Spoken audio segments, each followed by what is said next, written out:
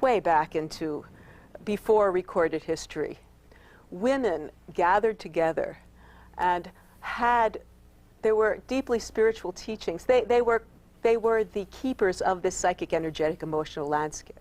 And through trial and error, through many generations of looking at the world around them, doing the same kind of reading of the different dimensions. It was also a time when it wasn't this like intense materialistic focus that we have now. We were really focused on much larger sense of reality and on community and on caring. And women through these generations, particularly in their attunement with the earth and with the realms of healing, the realms of caring for others, the realms of politics in a certain sense, because they were great mediators. They developed a whole body of knowledge of Rites. But as we know, with the advent of the patriarchy, those rights were systematically taken from us. Okay. So in chapter 6, for instance, I believe it was lifting the veil from the face of modernity, you question the media-enforced vision of feminism according to corporate capitalism. What exactly are you saying there? I believe that we've been the victims of a vast collective suggestion. These realms of the mind and of energy and emotion were always part of these women's rights. It was women who were these caretakers. And they would gather together and they would discuss what was going on in their community and then be able to mediate. Well, these realms were systematically taken over from the Inquisition on by the forces of the patriarchy, and particularly with the advent of the written word, the rites that are very energetically based, they have to do with vibration and gesture and seeing, reading like skin color and tone and all of these kinds of energetic domains. All of a sudden now we had a form that was very linear, and they could control our minds by what was written. You know, and these writings became almost exclusively the property of men. Okay. And to continue on this trend, you talk about mind control and the high priest of propaganda, aka public relations. There was a man named Edward Bernays, the father of public relations, who was the nephew of Sigmund Freud. And he wrote a book called Propaganda. He was a very powerful and important man in this country, and now is celebrated with, you know, they give awards in his name at Harvard University and such.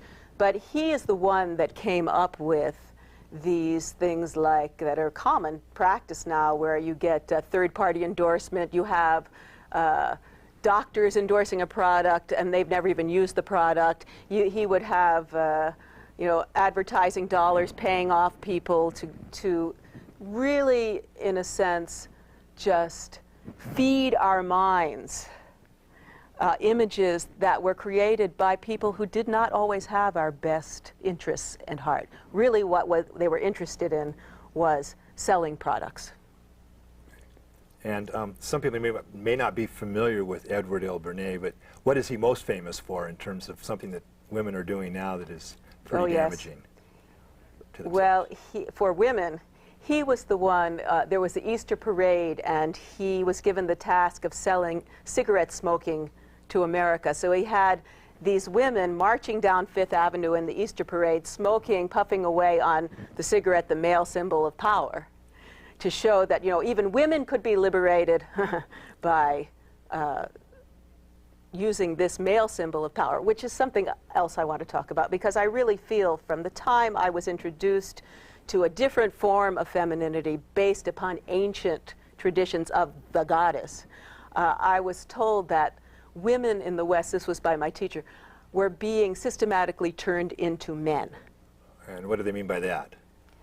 That we were taught to emulate men, to have men's values. We were taught to want to manipulate and control, and particularly be torn away from our sisters, and rather than have this community and sacred sisterhood that really cared about each other and then could care about the world, now, you know, we were pulled apart. We were taught to be threatened, be jealous of other women. Everything was focused upon the male as the most powerful. We were supposed to not anymore just be of service, but be subservient.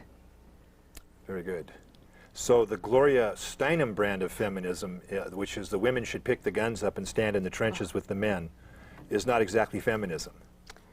No. No, that's a masculine overlay. Okay. Women throughout history have been really the loving, caring, nurturers, more than that. You know, they have woven the fabric of life itself. You know, the child comes out of the woman's body. She is the first teacher. She holds the spiritual truths and the moral values and transmits that. If the mother is out fighting, shooting guns, you know, what kind of moral value is that? You know, it was in her hands to hold and cherish that life and the life of everyone around her. Very good. The role of sex, men versus women. Sex is the most extraordinary spiritual practice that we have at this time. In the ancient traditions, it was one of the means, because it's so physical and direct, for a man and a woman to directly experience the divine union of God and goddess. The body is a temple of divinity, very different from, you know, the wrathful, jealous God that we were raised with, who doesn't even have a consort anymore. Poor man, he has no woman to soothe him. You know, so sexuality is this a gift of being a human being. And it's an incredible way for man and woman to deeply, deeply connect, not only with each other, but with all of what I call the luminous realms of the cosmos. Because the energy is flowing, and when it's channeled correctly, you have an extraordinary experience. Now you kind of allude to the demonizing of women in this male versus female. What's the hidden history on that? Well, come on.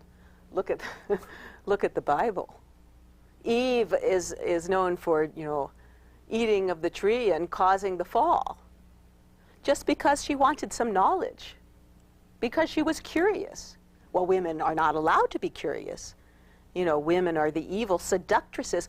Well, if you look at history from a different perspective than what we've been told of Western history, the one that comes out of the ancient teachings from many cultures, the Indo-Tibetan and the alchemical and the native cultures, you know, we did not start out as these accursed things who have been evolving. We have been actually going the opposite way in a certain sense, where we started as freshly born out of the light of divinity. We were all with truth and integrity and full of light and love and harmony. And as time goes on, this process of entropy ensues, and we go from these great spiritual truths to a time right now that the beginning is called the Golden Age, and now we go to what's called the Age of Iron, and we fall. And the fall is into materialism. Not only we become very dense physically, and we become dense mentally, until we're living in a time. So the time that we live in is foretold in so many texts. We're living in a time now where the lie is the norm. You know, the world is turned upside down. Values are turned upside down. So words, for example, like the word bad, is now, oh, bad, it means good. Or mother, which should be an honorific term, is now meant as, you know, oh, you mother. It's horrific. You know, this is what we live in. And women have been, for a long time now, half the cycle is dominated by these patriarchal values that get more and more intense until we're living in the political and social atmosphere that we live in now, where the world is being raped. The earth itself, which is a manifestation of the feminine, is just being completely abused.